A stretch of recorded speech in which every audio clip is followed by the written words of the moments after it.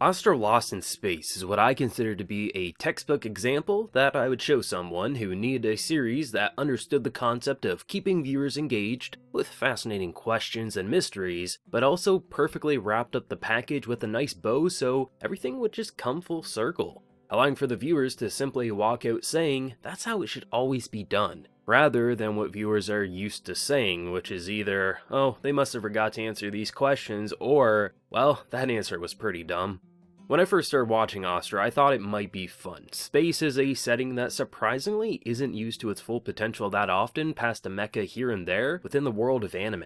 So when I see a space survival series, I mean, if done correctly, it should just be a match made in heaven for this medium, which here it absolutely is. Cliches and tropes are present in any anime that you can point out to, but the difference between a memorable series and a forgettable one is whether or not the creators took those seemingly shallow aspects and turned them into something fascinating by the end. As hooking the viewer with a personality trope like a tsundere or just shy character, it isn't a bad idea. In the early stages, rope in the masses by presenting them numerous ideas that they can easily recognize to keep them interested during your setup, so they'll want to see where it's going to go as they follow their favorite cliche. It's almost guaranteed at least one of these personality tropes will hook you, as seen with Astra's cast. And if not, this setting most likely will keep you there. It's a solid way to lay the foundation of who the cast is while we set up the plot at hand, which in Astra's case is them lost in space. Now you have to love it when a title doesn't mislead you but tells you everything you need to know right off the bat. What many series fall victim to is just leaving the tropes and gimmicks as they are, or they evolve them far too late into the story. Where with Astra, before you even reach the quarter mark, I found myself saying, God damn, they already removed the tsundere gimmick and have started to turn this cast into people, not just an anime gimmick. Hooking the masses is a smart thing to do, but you can't just leave a character as a gimmick. We need to feel as if they are a real person. The character Kittery is the best example on how to take a personality everyone knows and loves, or for many, knows and hates, yet very quickly turn her into someone most will appreciate in a realistic way. She starts off as a seemingly bratty character, distant from the little sister who wants to be loved by her big sis, but keeps getting pushed further and further away. When characters are lost in space, you'd think family sticking together would be natural, but in her case, she seemingly has something against her little sister, Phoenicia. Eventually, after some tense words are thrown around and some storming off, her little sister ends up having her life in danger. The natural love that all family have when seeing someone they care about in trouble, even if they push them away, will come out to play, providing for a much needed wake-up call. Meaning, once they are reunited, she drops her tsundere act, because everything else is just meaningless. The only thing that matters is who they have, and those who she thought were weak are the reasons her sister is currently safe. They all could die. They are so far away from home and family, it just needs to stick together, as do friends. She simply realizes that she's better off than anyone else. And that, my friends, is how you hook the tsundere fans, yet in a short amount of time remove the tsundere to present a person that most will be interested in following. The only character in the cast who technically can be considered a plot device would be the little sister Phoenicia, because without her, the realization of her being genetically identical to Kittery wouldn't have happened, but I still felt like her charm added on to the show rather than feeling like just a tag-along object.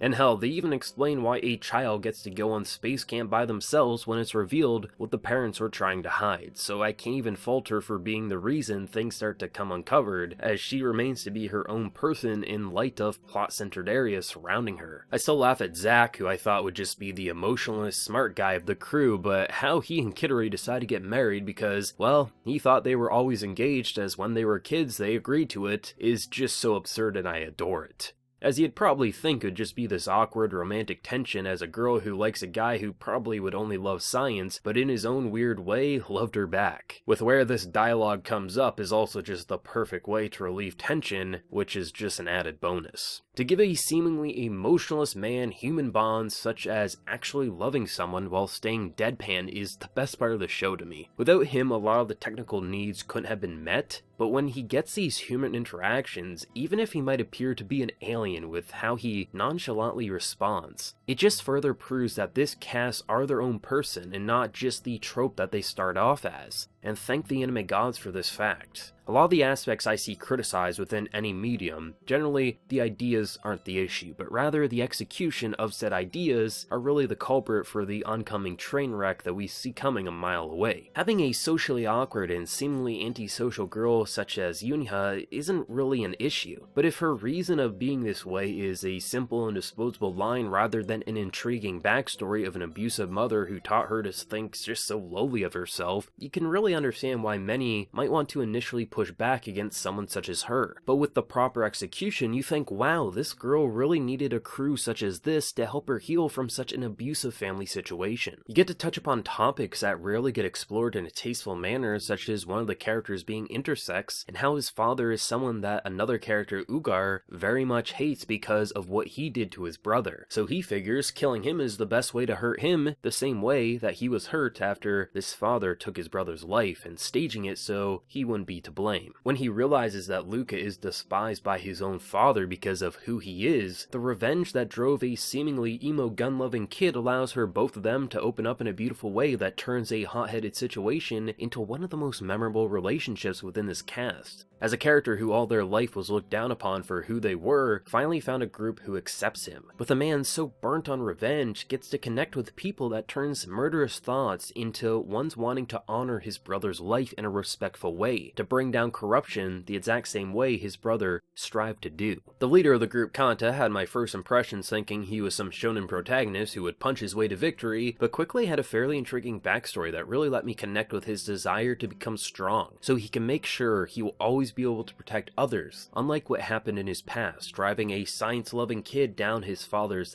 athletic dream path, taking his father's skills and using them for his own desires to explore space, but to also keep his crew safe along the way. Ares was this bubbly girl who I thought would be just that, the beacon of hope who either would stay that way or become straight evil. Now she did end up being a nice girl, but interesting quirks such as this perfect memory and a unique resemblance to a character in Sharsh's past, Sierra, which I still love how their name spelled backwards equals the other. Instead of just keeping Ares as the main character, the show decided to let everyone on this ship become one, so each episode a different perspective might be more important than the other. But before they reached their home, you felt as if everyone had their chance to shine in some way. It really felt as if everyone had a chance to be important, but also have times to just be themselves with their own relationships and desires for when they reach back home, making us feel as if they were human characters at the end of an episode, not just an anime gimmick. This setting is being explored in a way that I've wanted to see done for years with survival anime. Right off the bat, we see an unknown object throwing kids going on space camp to the depths of space. They luckily find an old spaceship, and right after peace of mind, they learn someone sabotaged their way to call back home. What this series does, and does very well past obviously fleshing out its characters in a human way, is how it brings up questions and answers non-stop. Now many anime that aim to be a mystery or just have a multitude of questions to keep viewers engaged will fall victim to wanting to tell too much, and in result, leaving many questions unanswered, or the questions we get feel last minute, as if the creator pulled something from their ass, making the journey have a bitter taste rather than a sweet one. With Astra, that never happens. My favorite part about watching this show weekly was how nearly every episode they would make you focus on who the traitor is, but at the end of the day, it was actually one of the least important aspects in comparison to the larger conspiracy at hand. Now don't get me wrong, the point of the traitor is important, especially towards the end stages, but the why they are being targeted is the biggest and most important question. This obviously isn't some natural, unfortunate circumstance. They are all being targeted, yet seemingly they all come from different backgrounds. So as the characters fly from planet to planet on their way back home, the anime sneakily keeps your focus on who the traitor could be, and for myself, each week I would second guess myself and say, wait,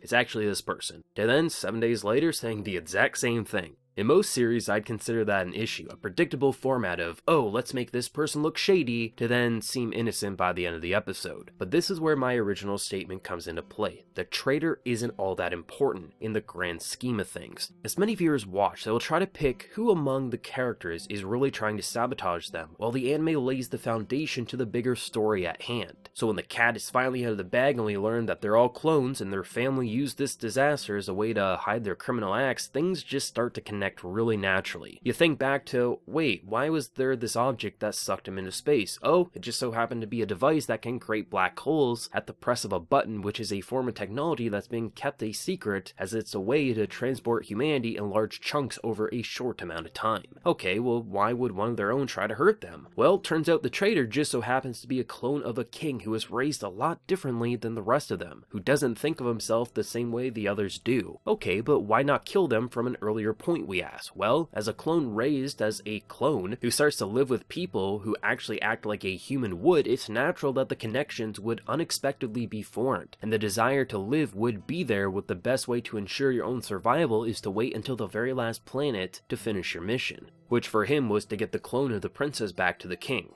Okay, but the ship just has to be something that was for the plot and has no depth. Well damn, that ties together to a new mystery specifically made so the endgame has a new conspiracy on what the hell happened to Earth and where did this new character Paulina come from. Oh shit, she also had her own mission that failed as she looked for a new planet to live on before Earth was destroyed by an asteroid, but once her crew was no longer around, she put herself into cryosleep. The only real lucky coincidence was that on the cast way back home, they found her, yet even that kinda has a reason, as the way the planet functions, there's only a very select ring that surrounds it that you could possibly survive on, so them both landing on that ring isn't really that absurd. This ship was also just an unused vessel in that search for habitable planets, with the very first planet that they saw was actually destroyed Earth. So as you focus on who the traitor is, all these more important aspects go over our head until we connect all the dots towards the end. Literally every little detail that gets brought up has either a minor or major question